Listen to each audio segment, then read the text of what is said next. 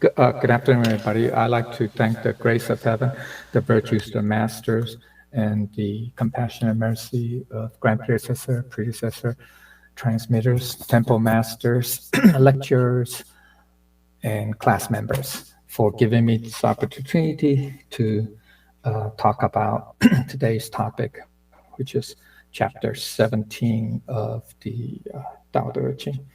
You guys can hear clearly, right? Okay.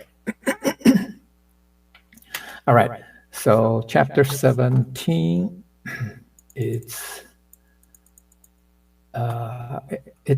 to know, to have what? It's, the Buddha nature and Tao. Okay. So in Chinese, the chapter is called 知有章, or there's another alternative chapter heading title, which is, I say, become Tao, 变Tao. Okay. The key is this. Okay, it's to know having, or to know to have. At the conclusion, it'll become clearer. But okay, so right now, all right, let's just start. So the first, okay, hold on. This chapter is divided into 3 sections, okay? So the first 4 phrases, lines, okay, that the first 4 is the first section. Basically, that's what this is not the intro. This is like the thesis section. This is the proposal or proposition that Lao Tzu, is putting forth. Okay. Then that's section 1. Section 2 is just like explaining why the first section is. Okay. Yeah, kind of like that. All right. Explain. It's like an explain. And then the third section is the you say conclusion, if you will. All right. So this is a relatively short chapter compared to the last 2 weeks. It's about 8. Well, from the way I did it here, it's 8 lines or 9 phrases. Okay, so that's what it looks like. So just so you guys know, whenever you guys are reading, whenever we are reading, especially Lao Tzu, not so much Confucius, the 4 books. Mainly, I would say Lao Tzu. Each chapter has a title, right? Or you can say the topic or theme, okay? Then within each chapter or the content, Lao Tzu's approach was to, give an intro or a proposition, okay? And then an analysis or describing, why the proposition is so, okay? And then wrapping up conclusion, okay? So hopefully, even though you may not know Chinese, whenever we read the Tao Te Ching, you should bear that in mind for each chapter, so that there is you can say, a flow, okay, a sequence, if you will, an order to each chapter of why, okay? So just going forward, you should be aware of that.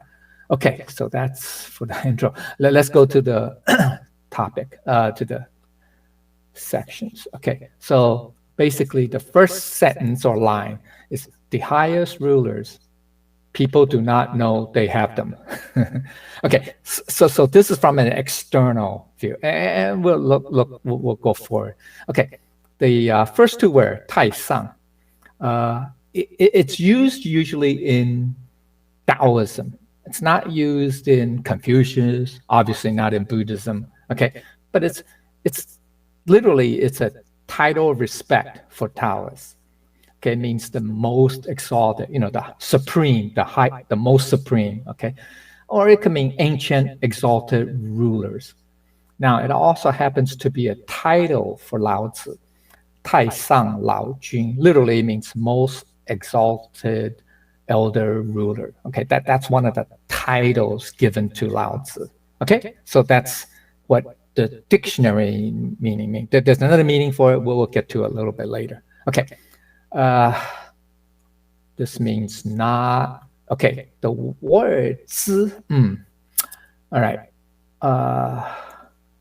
It has many meanings. I mean, at different levels, not just many meanings. Okay, so in Buddhism, it tends to mean one thing, and in Confucius, 4 books, it means another, or something. But in general, it just means to comprehend, to know, to perceive, to realize, and knowledge. Okay, so it could be a verb and a noun. Okay. All right, so for now, that's just what it means. Okay. The 5th word, it just means, okay, that also has different meanings. Okay, normal, I mean, from a verb perspective, it means to have, to own, to possess. It also could mean there is, there are, or to be, okay, and also exist, to exist, or existence, the noun, okay. So in Buddhism, yo usually is used in a couple ways.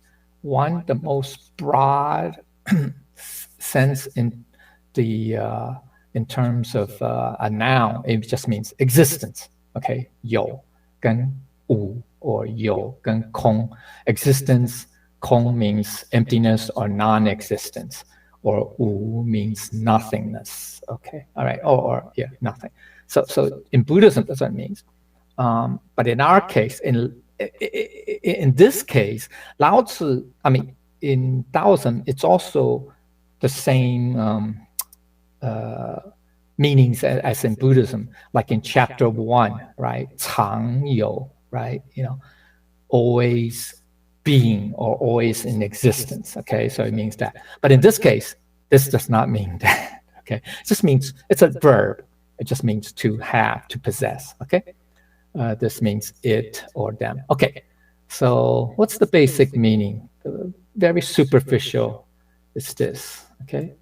It's great rulers, high, the supreme, the good rulers, right? When they rule or govern, people don't know them. People don't know that they're being governed. That's what it means, okay? I mean, that's very, very basic, okay? Meaning. Okay, it's a little bit more not in depth, more detail. It's at the highest level of Tao. I call it transcendental leadership. It's so smooth and seamless that it feels completely natural to everyone. It may be unknown or unseen by most, not due to contrivance. Contrivance means there's a conscious effort, right? To be seen or to be known. So like, flaunting, boasting, that's what it means, okay, contrivance. But because truly wise leaders feel no need to draw attention to. Okay, so this is pretty much a standard description, right, of what Lao Tzu would consider 圣人, the sages that were, leading or ruling or governing, or wise rulers, right? We've seen this in many previous chapters, right? So that's, but that's still pretty basic, okay? There's a higher level meaning. All right, okay, so for now, and most translators would agree with that, would translate it from this perspective, okay? So just you understand. Now, the further understanding is that the opposite would be leaders who contrive, who make an effort, right, to be seen in order to satisfy their ego, which is contrary to Tao. Great leaders display seamless leadership. We may seem like an unknown leader whose actions escape the attention. Excuse me. When I say seamless leadership, it means they don't make a fuss, okay, about anything, good or bad, okay. They just how can I say,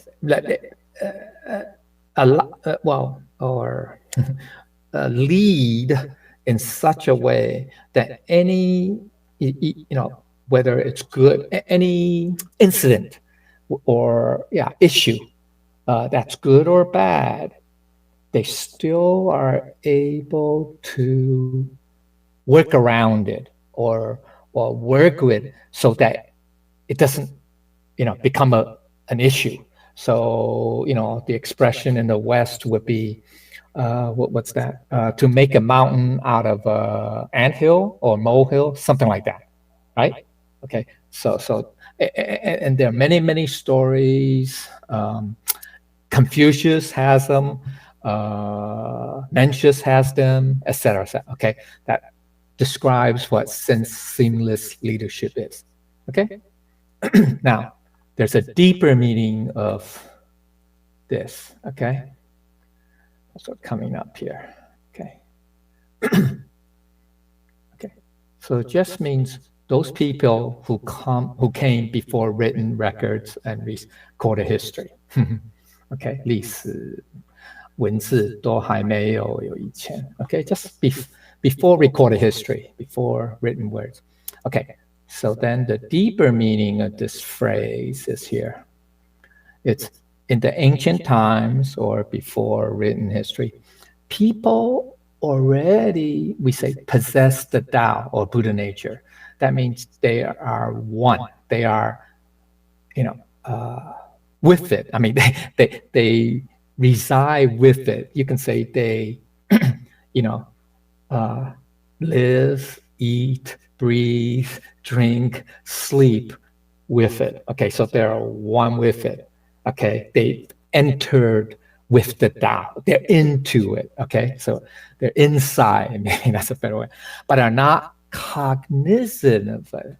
Okay, so that's. I mean, most people would say, I would say, but do not know of it. Okay, I mean, but that's kind of very generic, right? Broad, right? Like I said, to know, covers a very broad spectrum. Okay, so more specifically, they're not cognizant. Now, people will say cognizant means aware. That's true. That's one of the meanings of cognizant. But in this case, I'm saying no cognitive reasoning or 比量. Okay, making what's called that deductive reasoning or inductive reasoning. So it's basically comparison and inference. Okay, or conscious thoughts, 意识的思想. Okay, so they don't have that. Okay, and there's a reason which I'll get to a couple points down.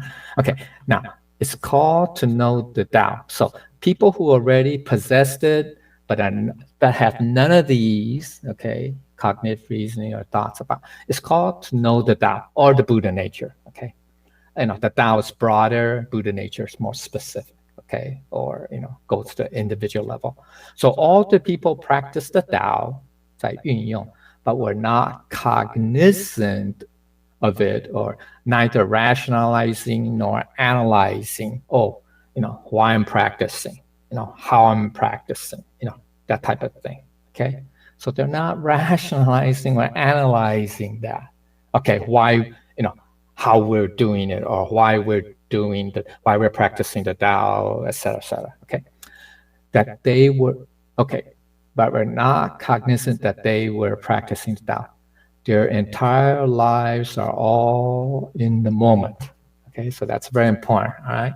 So already I gave a hint saying that there's none of this, no conscious thoughts or cognitive reasoning or rationalization or analysis. They're all in the moment. Okay, so those of you who, well, hopefully you understand what in the moment means, right? I mean, it could have different meanings. In the moment can means every time, everywhere. That's true. Anytime, anywhere. But that hints at something else, another state. Okay, another level. All right, which I'll get to, I think, the next 2 bullet points or 2 bullet points down.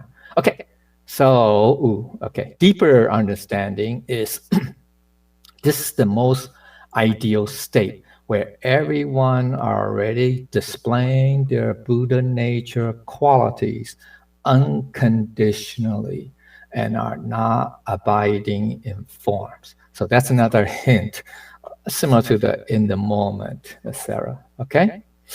All right, unconditionally. Okay, so it's like wu wei. Okay, that's also another. Okay, all right, here it is. Here is the, oops. Okay, here's the higher understanding of that line. This line is this. Okay, it's to have and practice Tao, but not cognizant of it without any cognitive processing based on our consciousness, right? Si, which is the fifth skanda. Everybody remember what the fifth skanda is? Oops, this is it's too small. The fifth, right? There are 5 skandhas. Here it is. Bingo. Can you guys see this? Let's see. Can you guys see it? Oh, man. Okay, hold on. Maybe. Okay. Got a way to go. Okay, here. Why? Let me reduce. Somehow it's not showing the left, maybe extended beyond the margin. But okay, the fifth skanda, oh, here it is. Sorry. Okay, the fifth skanda is this. Okay, consciousness, cognition, awareness, or the mind, the conscious mind, the human mind. Okay, that's the 5 skandhas. Okay, or aggregates that make up sentient beings. Okay, so so I'm talking about that. This is the fifth. Okay, obviously when we're people, we have a form, we have a body, we can sense, we have feelings, we can have ideas or perceptions or conceptions, and then we have impulses, i.e. intention, volition, will, that type of thing. And then we have the consciousness. Okay, so that's the 5th skanda. And so that's what it is. Okay, without any cognitive processing based on our consciousness, or the 5th skanda. Okay, so to have and practice Tao but not cognizant is the highest level of practice. By not knowing it, right? I put in quotation, I mean, none of these, cognitive process, conscious thoughts, rationalization, etc. There is nothing to abide in, right? You don't have any thoughts, any of those mental, processes. So you can't abide in it. So that is what? Non-dualism, or beyond reality, 无二元性. So another way of saying is it's beyond duality, i.e., which is what? You can say absolute, dharma, dhatu, okay? The dharma dhatu means the absolute world or the true reality, if you will. Why? Because it's straight from our Buddha nature. Make sense? Because Buddha nature is beyond dualism or duality. Make sense? Why? And why? Because Buddha nature has no beginning, no ending, right? All our consciousness, thoughts, analysis, reasoning, rationalization, etc., have a beginning and an ending, okay? So those are dualities, okay? So that's the highest level. So what Lao Tzu is saying right at the very top, because now he's not talking about rulers. I mean he is open.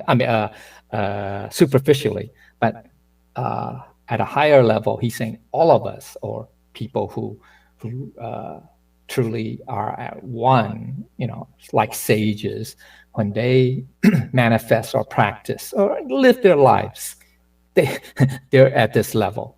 They're even though they have a physical body, we're in this dualistic realm, okay?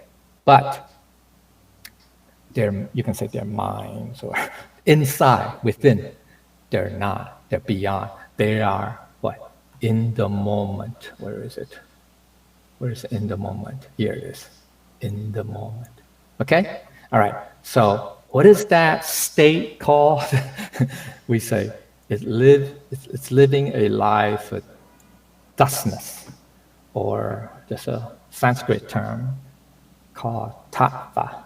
And if you look it up in a dictionary, the Chinese would translate it 真实, 真实, the人生, but that's a life of thusness. By the way, this was also the 12th relinquishment, okay? All right, to let go of letting go. What's that? And something about create thusness and create a life of thusness, or live in suchness, and then live a life. Okay. All right. So that's what it is. Okay.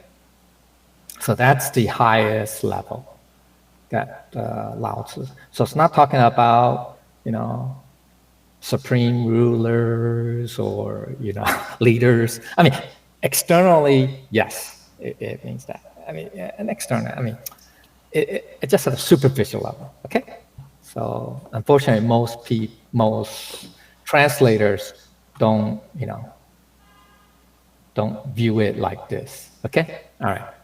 So the implication is, no one knows they have doubt. Okay, when I say no, okay, none of this conscious cognition, etc. But they already have it and are practicing it. No one knows they have the Buddha nature, but are in accordance with it in their daily lives. So it's similar to the aspiration of what? Anybody heard this, right? World harmony, Li Yun Dao Tong. It's from the Book of Rites, chapter 9. Okay? Chapter 9 is called this. It was called Li Yun, so they call it Li Yun. All right? It's Li means propriety, literally, that's what it means.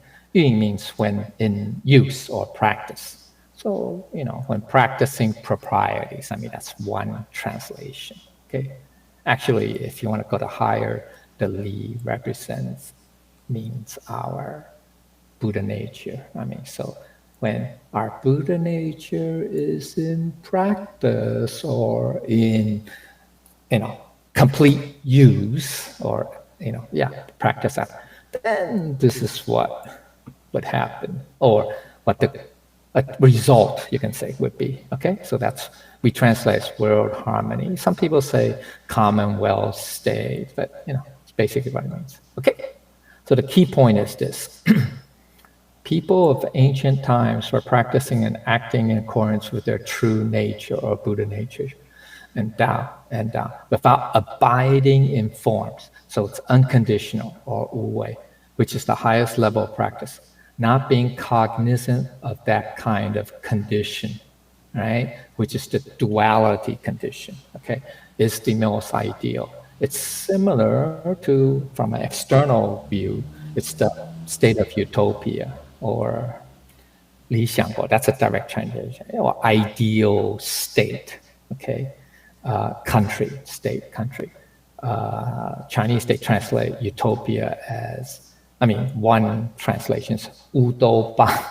That's a direct transliteration. Okay, so that's line 1. Pretty deep, right? Okay, all right.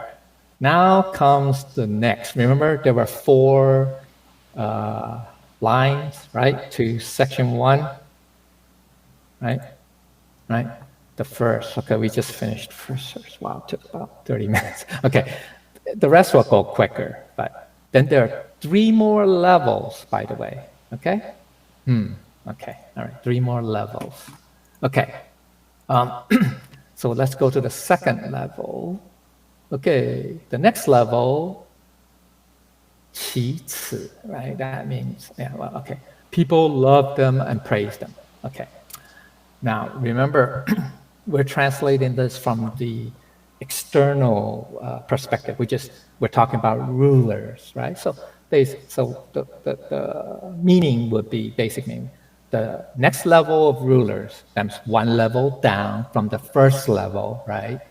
the people, will still love and praise the rulers. Okay, so that's the basic translation. Okay, so this is the meaning, right? Qing means, it can mean parent or relative or intimate. In this context, it just means dear or beloved. Okay, to love. Okay, yu means to have praise, to acclaim. Or could be noun, means reputation, fame. Okay, so the basic meaning of phrase is next level rulers are those who are widely loved and admired, right? Okay, so we say, oh, the good rulers are like that, right? So, in history, we have, well, in the US, we have Lincoln. Well, yeah, I think he's liked by most, maybe not so much from the Confederates, but in general, right? Washington, right? Those people. Jefferson, maybe, some of those. Okay. China, it would be, what's his name? Yao and Sun, for example, right? There are others too. All right. So that's okay. So another understanding is such rulers may still act in seamless ways, but for the most part, people are aware of their active leadership, or what they're doing. They're doing good things. They're being unselfish. They're being benevolent. They're being all of those things. Okay, so that's why. All right. Okay. Okay. Further understanding. At this level of leadership, there are 5 principal qualities of leadership. I don't want to go too much detail because I'd rather get to the more important. But this is from Zhuangzi's story. Anybody know who Zhuangzi is, right? I should put it. Zhuangzi. Anybody know who Zhuangzi is, right? He was, you can say, not the direct disciple, but he was a follower of how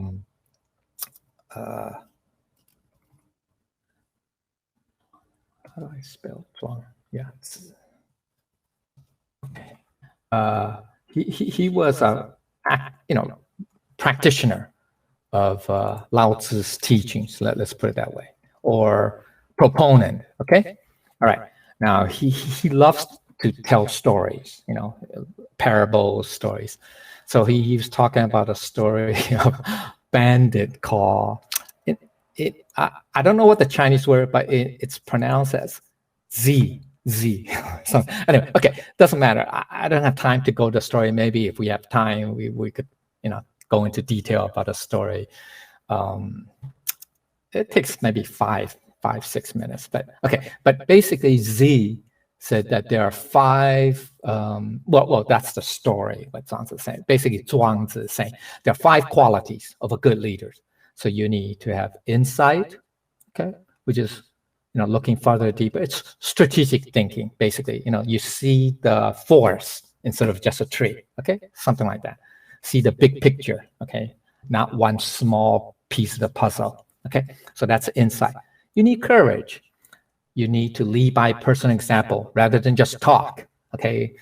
How many leaders we have that all they do is talk. They don't walk the talk, right here, right where, right.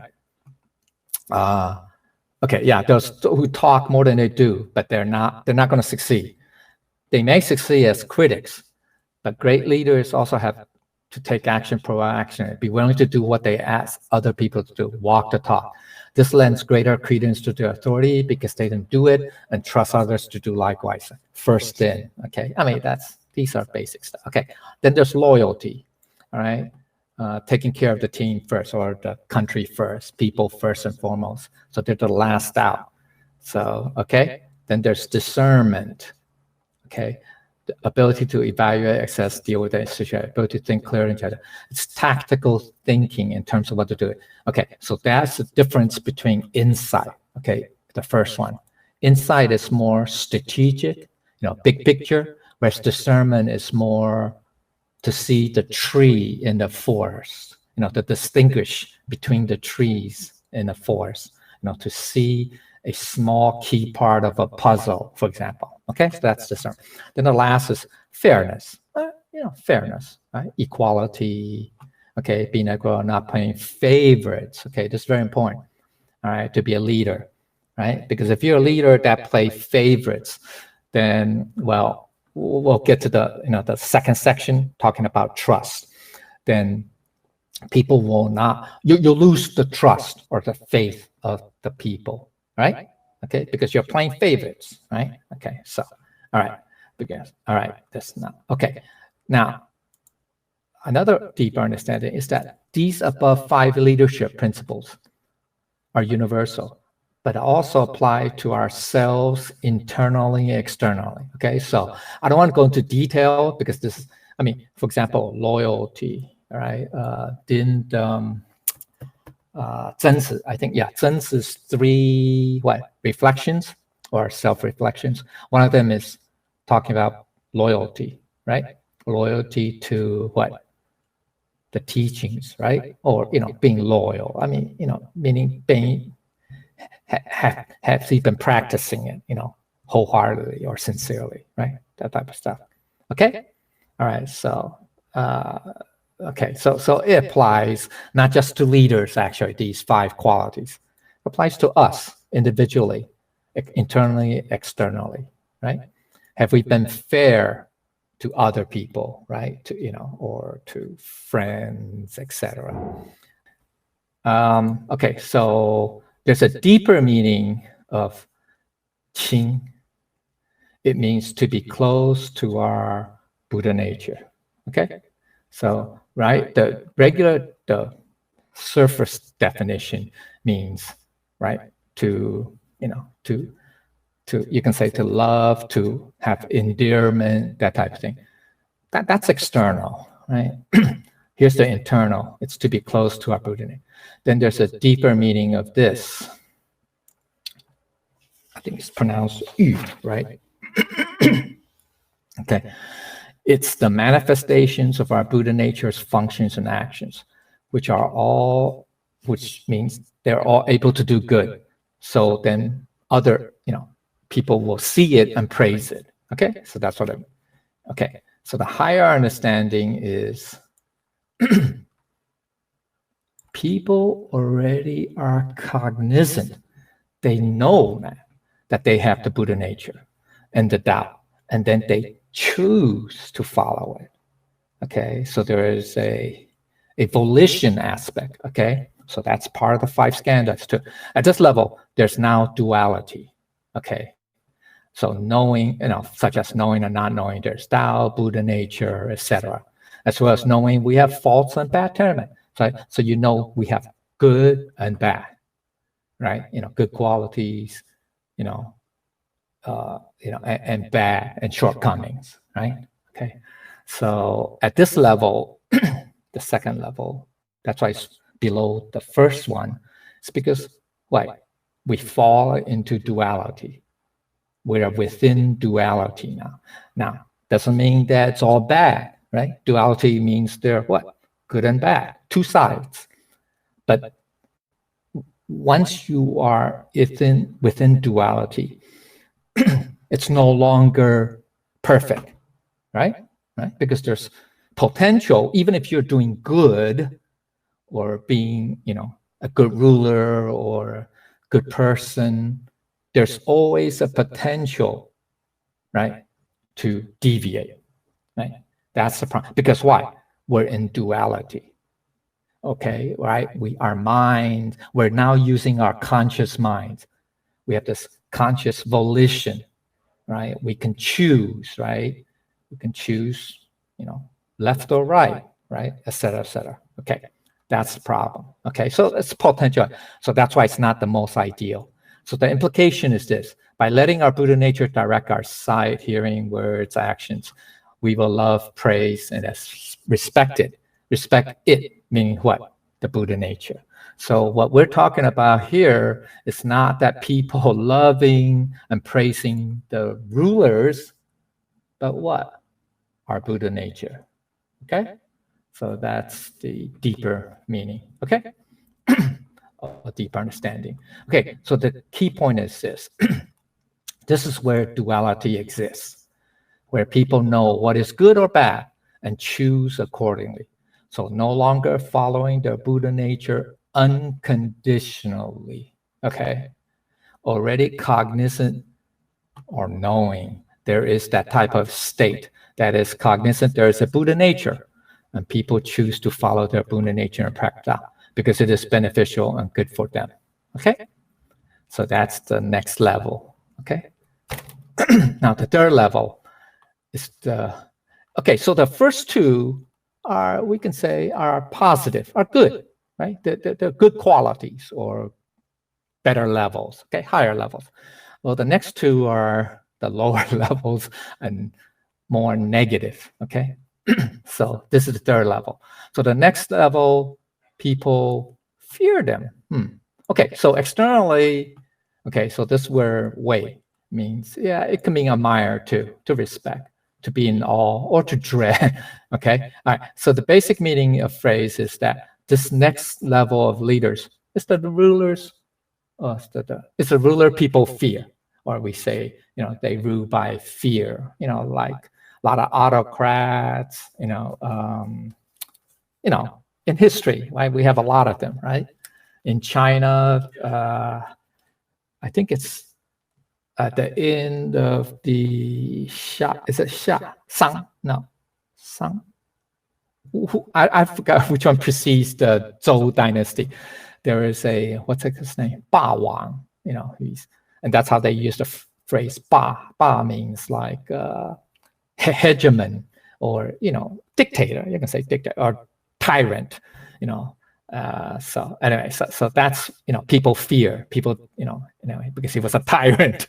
Okay, all right. So this level of leadership is characterized by tyrannical oppression and ruthlessness. Game of Thrones type of leadership. Anybody seen Game of Thrones? I haven't. It was too long, too many seasons. But right, it's similar to that, right? Court intrigues, backstabbing, double crosses, etc., etc. Okay, so that's, people say that's the real world. So that's what it is. Yeah, because we've deviated from our Buddha nature, or we're not. Well, I'll get to that. Okay, further understanding is in this contemporary world, this may in the form of boss manager using bullying tactics. And okay, all right, that's in most of our people. Okay, the deeper meaning is this: people's minds are no longer pure and simple. Okay. 淳朴, that's what the Chinese would be, and not in accord with their Buddha nature and the Tao. So in order to govern, the punishment by law was implemented. So people say, oh, we are a nation or state or country of laws. Yeah, we have laws now because, people, doing bad things, okay? All right, they no longer following the Buddha nature, okay? Never mind following the law. Okay, so thus people will be governed by fear instead of benevolence and virtue, or by their Buddha nature.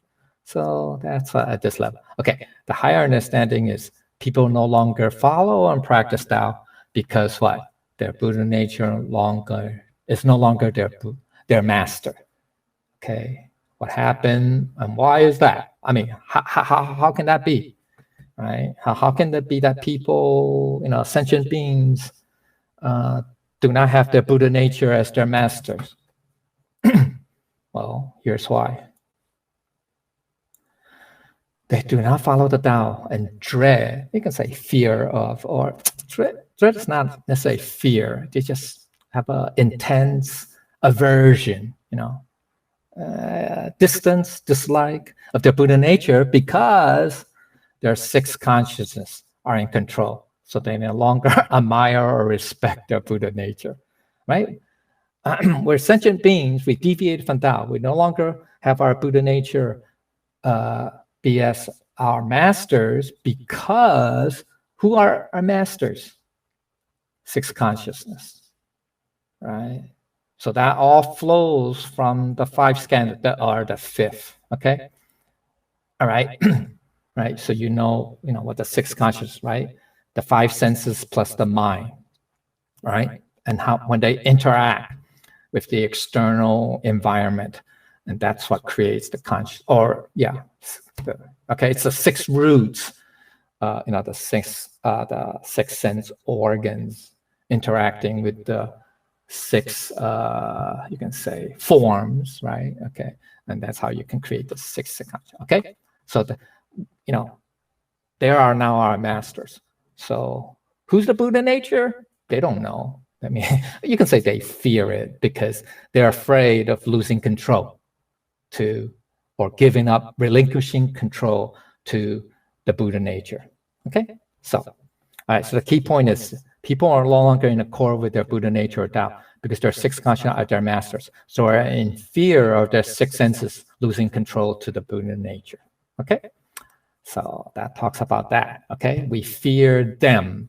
We fear because that Buddha nature, or we dread. Okay, because our 6 senses are in control, are the masters. Okay, now the 4th level, the lowest level. Okay, the next level. People despise them. We hate them. We have an intense aversion to. Okay, so this word is pronounced u, right? Is it u? U, yeah, u, yeah, u, yeah. Okay, that word means basically to do this, to insult, disgrace, ridicule. Okay. It's a verb or it could be a noun. Okay. Okay, so the basic meaning is at the lowest level, okay, we're talking about leaders, right? Someone who has somehow come into power, but is obviously unfit to lead. Okay, so, all right, okay. All right, another understanding. This leadership or lack of thereof is usually characterized by, incompetence, stupidity, etc. Thus, most people generally react with disdain, hatred, and loathing towards the leader, right? Okay, they can see that person, is not qualified or doesn't have the, traits or competence to lead. Okay, all right. So that's external. Okay, here's further. Another further understand is that what may be sign. Unfortunately, such type of leaders still have supporters. You know that? I mean, look all over the world or history, right? We have such unqualified leaders or incompetent, and yet they have their, core supporters because there never will be a shortage of sycophants. Okay, okay, sycophants. It just means toady. I think that's the. Okay, so in Chinese it's called 谄媚. 谄媚, yeah, just means people who have motives, ulterior motives, because they want to have power or benefits from that leader. Okay, all right. So let's go to the deeper meaning. People who don't know they have a Buddha nature or there's that will use malicious schemes, crafty plots. Yeah, we'll use every which way, right, to get what we want or to achieve our goals. What's that? The means justify the end, right? Stuff like that. Okay. So the higher understanding is this. People no longer follow and practice Tao because they do not have because they not only have their 6 senses as their masters, right? That's from the 3rd level, but also they're even worse off because they don't even acknowledge the Buddha nature or Tao exists. They don't even think it exists. They don't even know it exists. Okay? What's a Buddha nature? What's Tao? What's God? They don't exist. To them, they don't exist. They only follow their 6 senses. Okay? That's pretty low level. Okay? Sad, right? Okay, implication. People no longer follow Tao because they don't even know they have a Buddha nature while committing crimes that humiliate the Buddha nature and let it be so ashamed, the Buddha nature. Okay?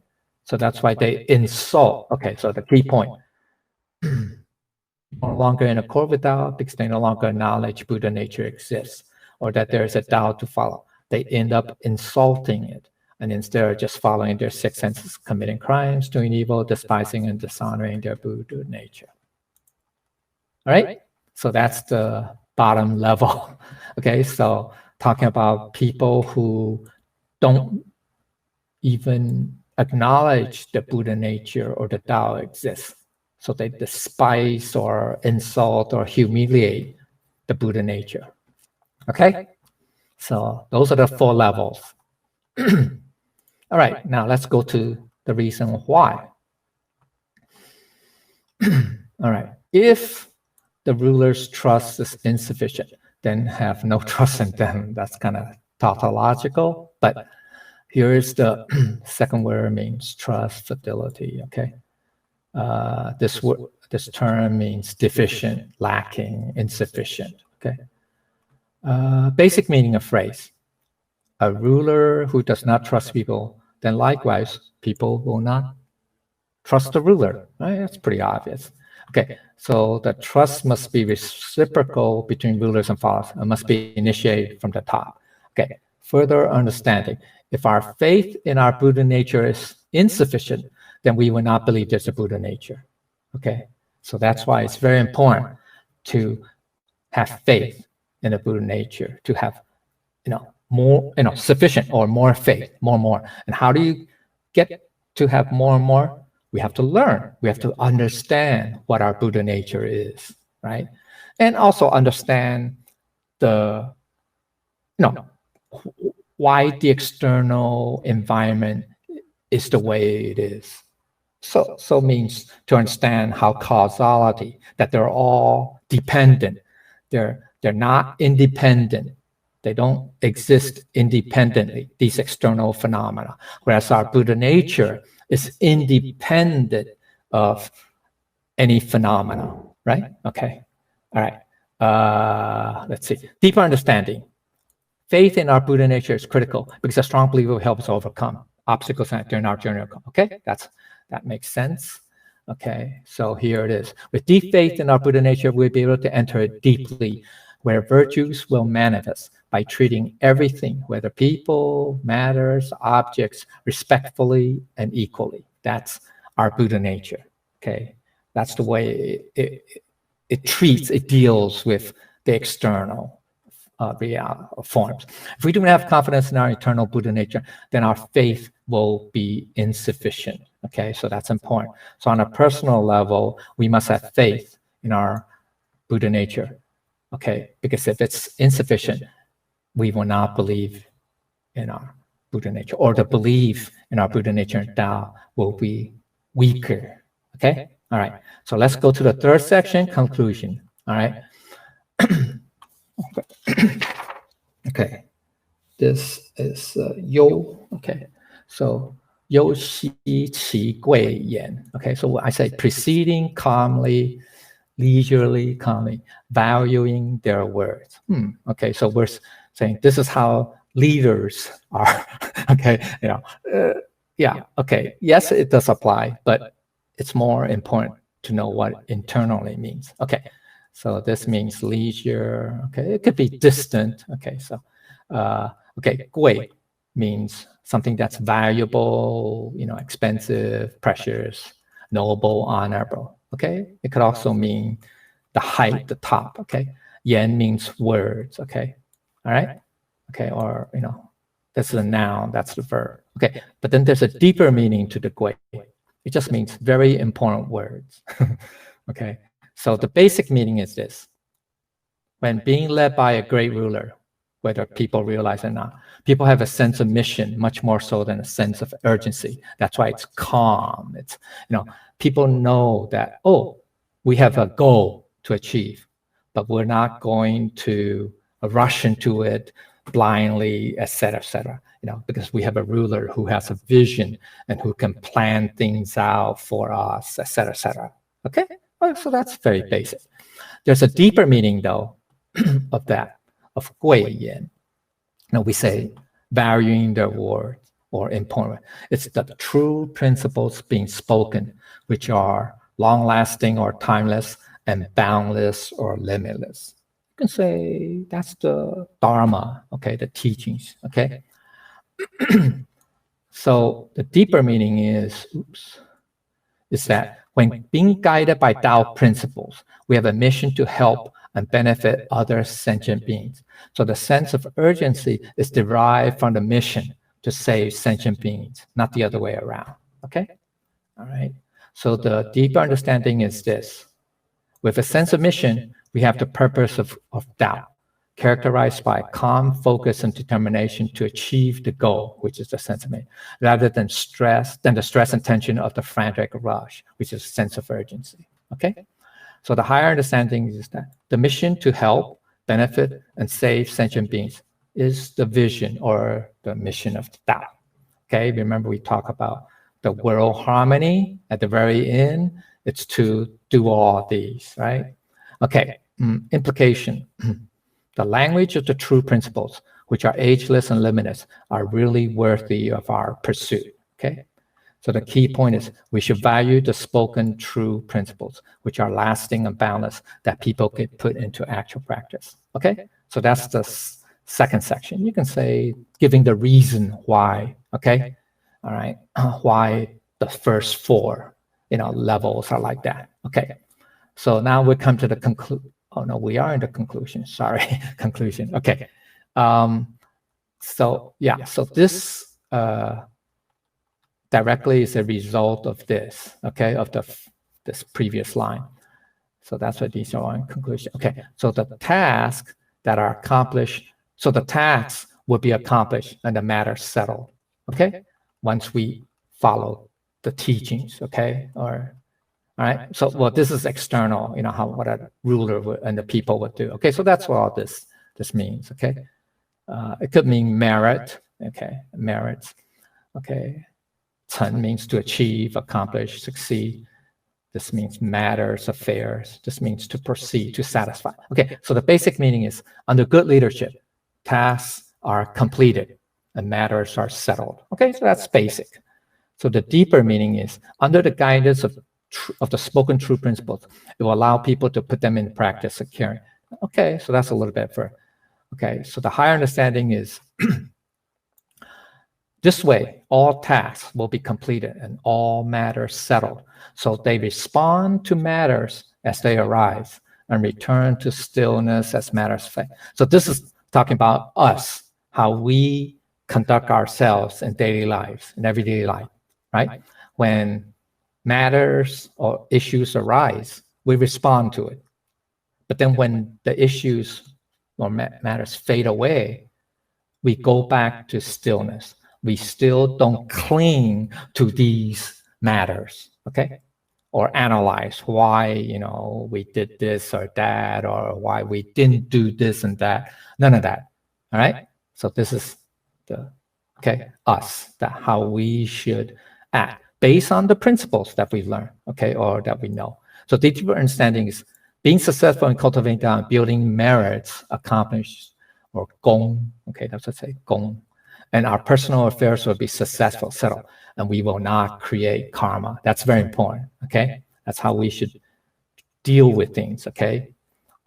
It would not be, the affairs would not be considered settled or successful if we end up creating karma in trying to achieve or settle the affair, right? Makes sense? Okay, so implication. All tasks and matters are completed and settled smoothly because they're all done in accordance with true principles.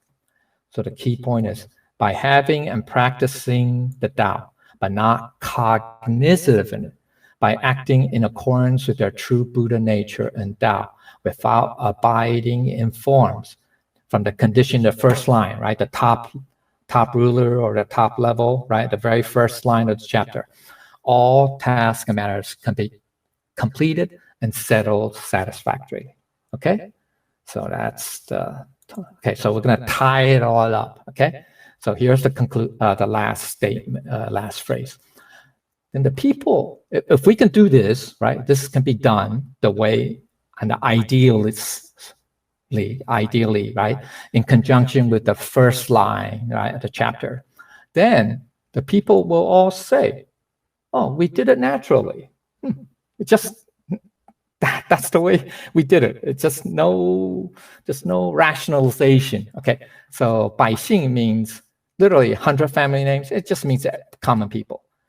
This means all, this means because, this means I. Okay, so last two words of 自然自然 means natural, nature, naturally. It could be a noun, adverb, adjective, etc. Okay.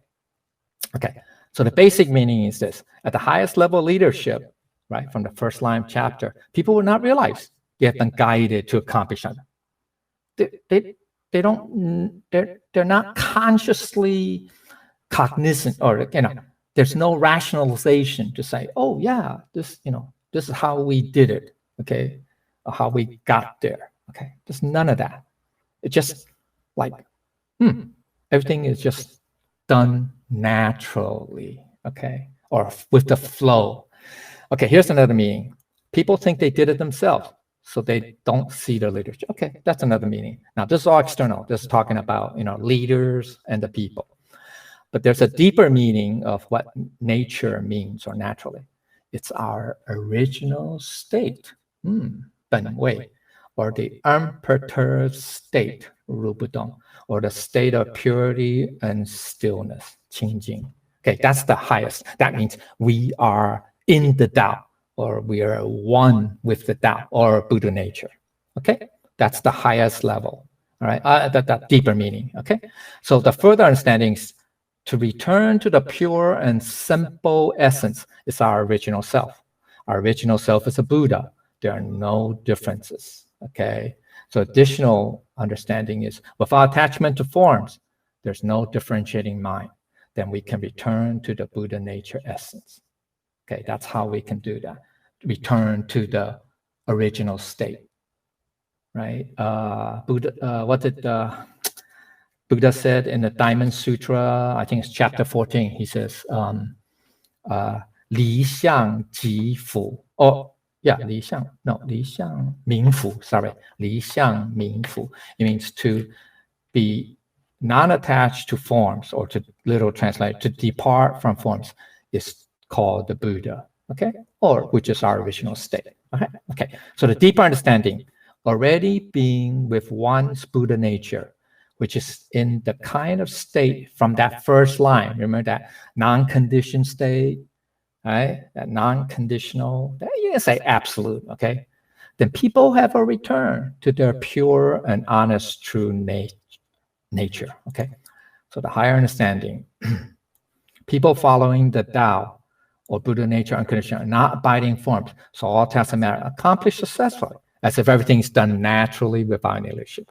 Okay, the implication is this: being at one with our Buddha nature, all our words and actions are in accord with Tao. So it is natural, quote unquote. It's similar to suchness, thus, okay, 如是 tathata. That's what it means, okay? It's just straight, everything is straightforward from our Buddha nature. It's not from our human thoughts, human consciousness, etc., etc. Okay, not from that. So the key point, here's to wrap it up, okay?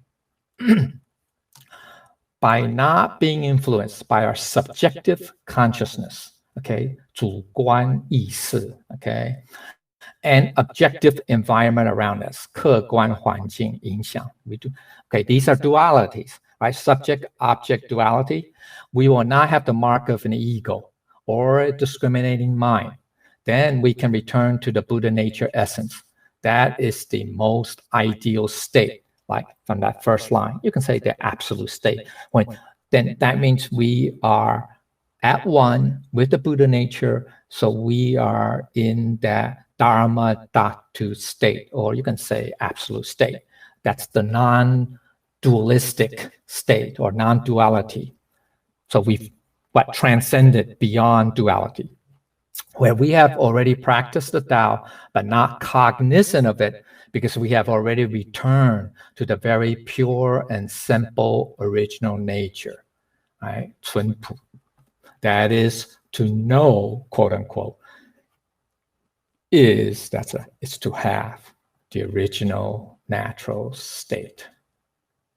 Okay, so that ties it all up, all right, to the first line. Okay, I think I just ran over an hour by 3 minutes. So it's pretty good, right? Okay, I'll stop here. Any questions?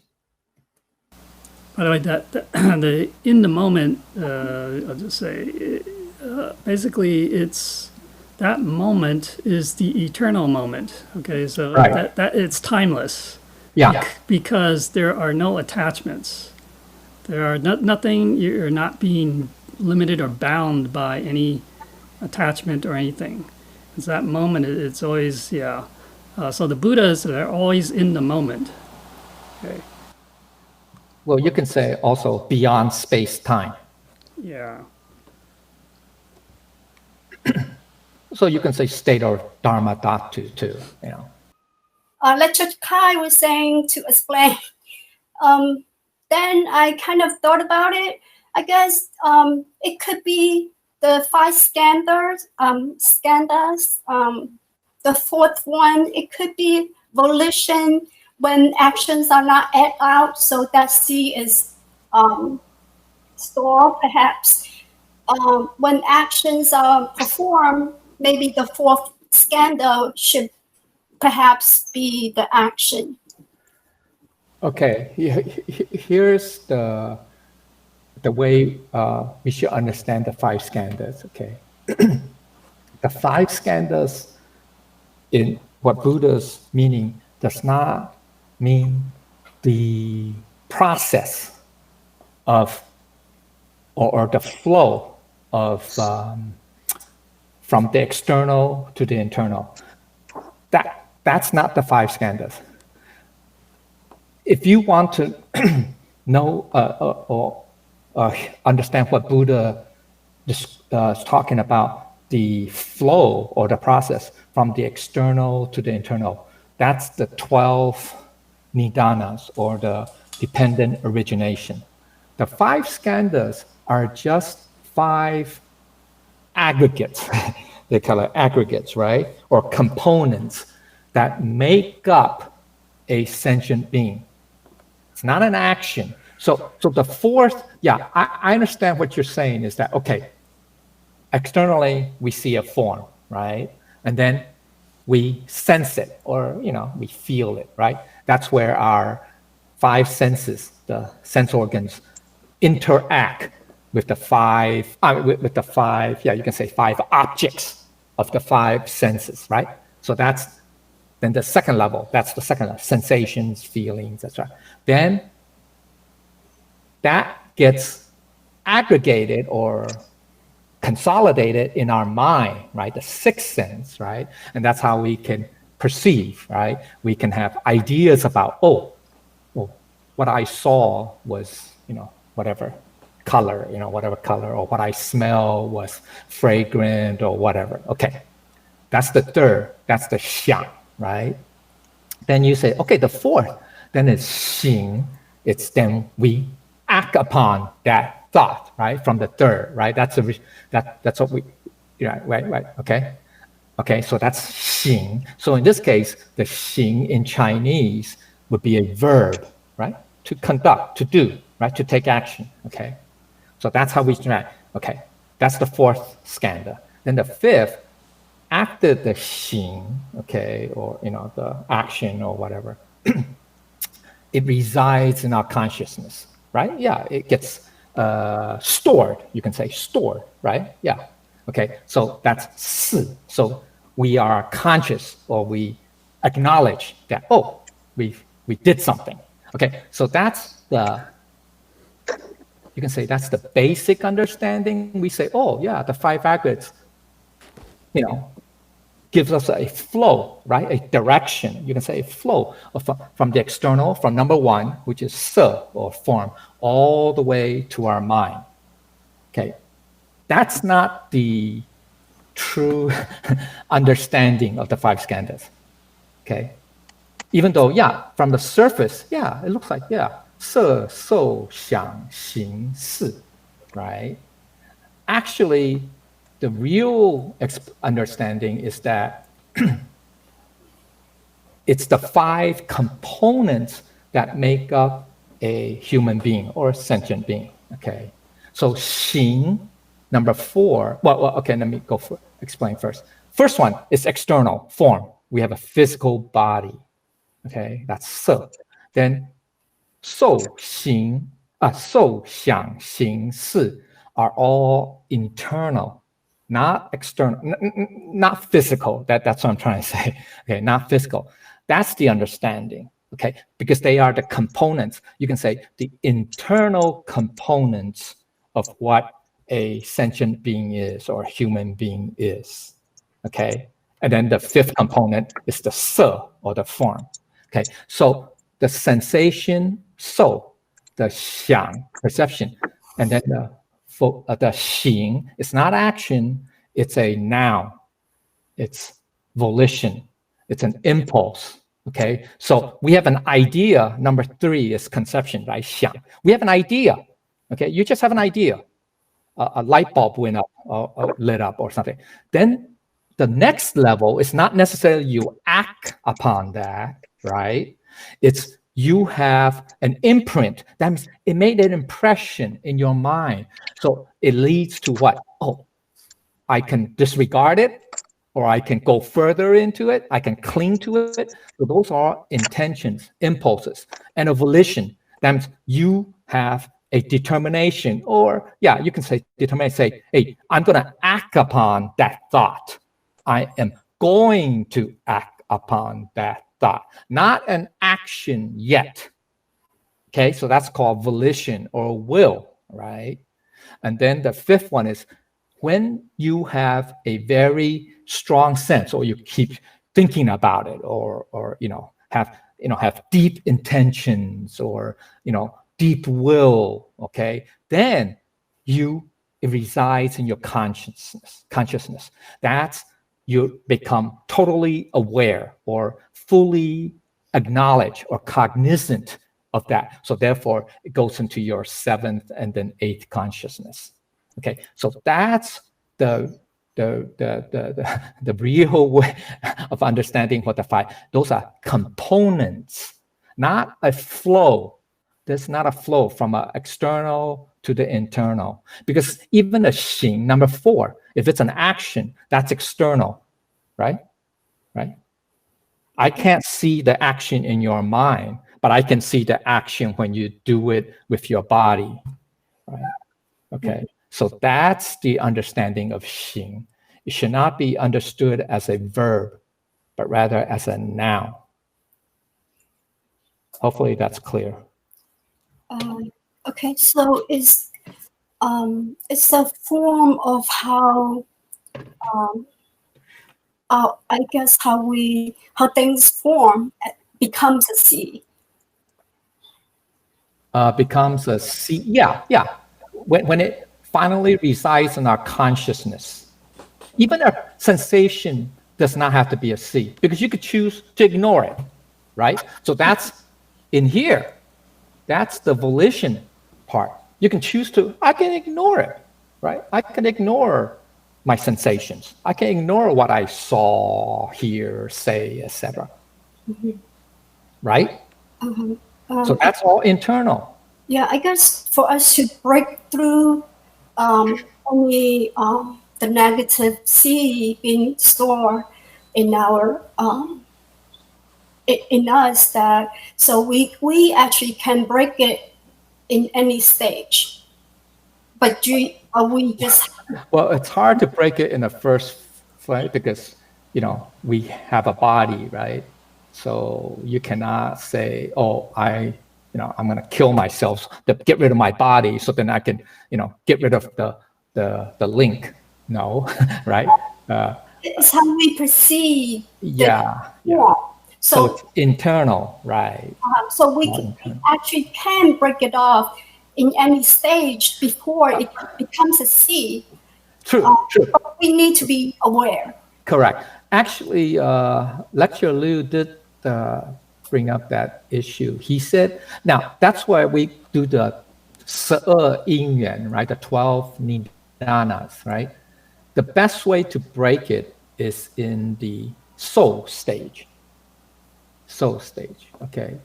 Because that's where you can have a choice. You can make a choice. Now, you can say thought. That's true, okay? But the thought, you also have to make a choice, right? To ignore it, to not ignore it, okay? All right? So go goes to the feeling from the external. Well, not from the external. Yeah, because the feeling. Let's go back to the 5 skandhas. 5. The number 2, right? It's soul, right? Feeling, sensation. Okay, that is the interface or the boundary layer between the external and the internal. Make sense? Okay, that's where external and internal meet, you can say. You get it? So Lecturer Liu said, if you cut it off there, then that means internal is internal, external is external. No connection. But I realized to stop it at the sensation, we would need to have that awareness to be heightened up that we know what we're doing. Otherwise, everything is so reactions are met. Yeah. Okay. Yeah, that's true. Yes. Well, actually, cutting it off there, I mean, it's in practical terms, it's actually cut off at the 3rd level. I mean, but because it's all, you're cutting it off in your mind, and you're not, because at the 3rd level is where you're distinguishing and discriminating, and so it's at that level that you don't, if we don't dwell in duality, right and wrong, like and dislike, then you cut it off there. Okay, so that's the key, and if it gets all the way up to the 5th, then you already have an attachment. It's right. Already there's an attachment to it. So you're already clinging to it. Yeah.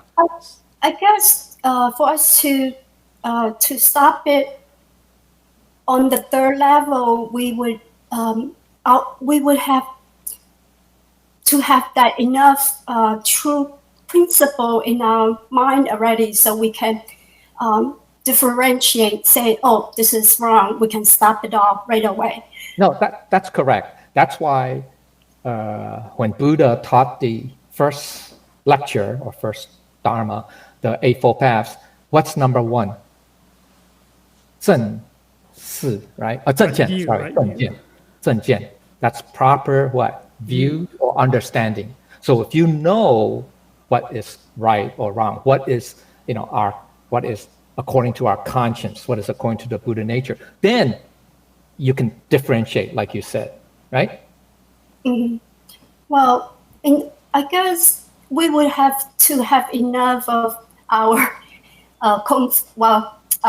level. It would depend on if we are at certain level, then we are able to do it. Yeah, I mean, you have to have one thing is the willpower, and then, based on what you understand, to be able to take action to do, to be able to cut off these things. To do the right thing. Yeah, so it is dependent on our level. That is true. Our level of understanding what we could say our true self, right? Or reality, or all that, right? So it is. So that's why we have to cultivate at our level, okay? Right? If we're instantly enlightened, you can throw this all away. There's no need, right?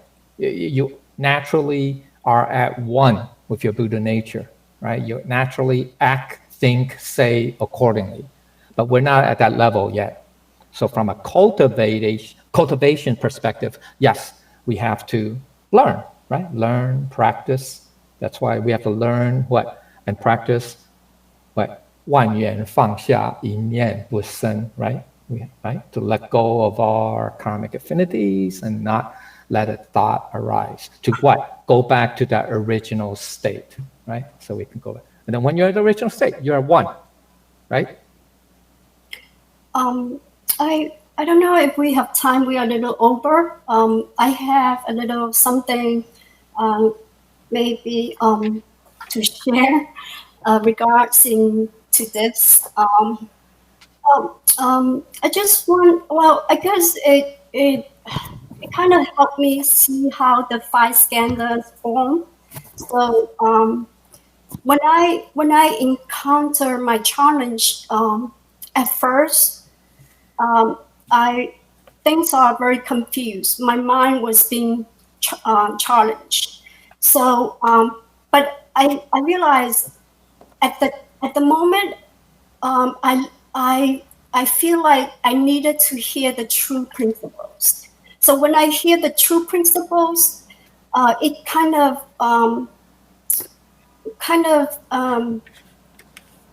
makes me feel like settled. I at the time I was like I feel like very good listening to Lecture Liu's Buddha Nature, the classes. It just but at the time I didn't know what was going on. Then slowly I guess I felt something. I was caught up in one of the thoughts. So I feel like the true principle wasn't flowing they weren't like together as one. They're in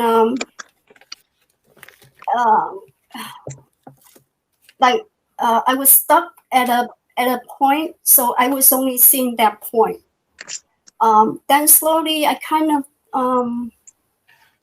see the importance of listening to Lecture Liu's Buddha Nature class and doing the letting go and not have a single thought arise. This is my challenge to do this. And I see even at the time when I cannot do the letting go, it's also good to listen to Lecture Liu's Buddha class every day, 1 hour. It's like just listening enough. I guess one day when I have enough of the true principle, that clot is like disappears or melted, or somehow things become clear, then things will be clear and that obstacle will be gone. I guess Buddha told me to break the form.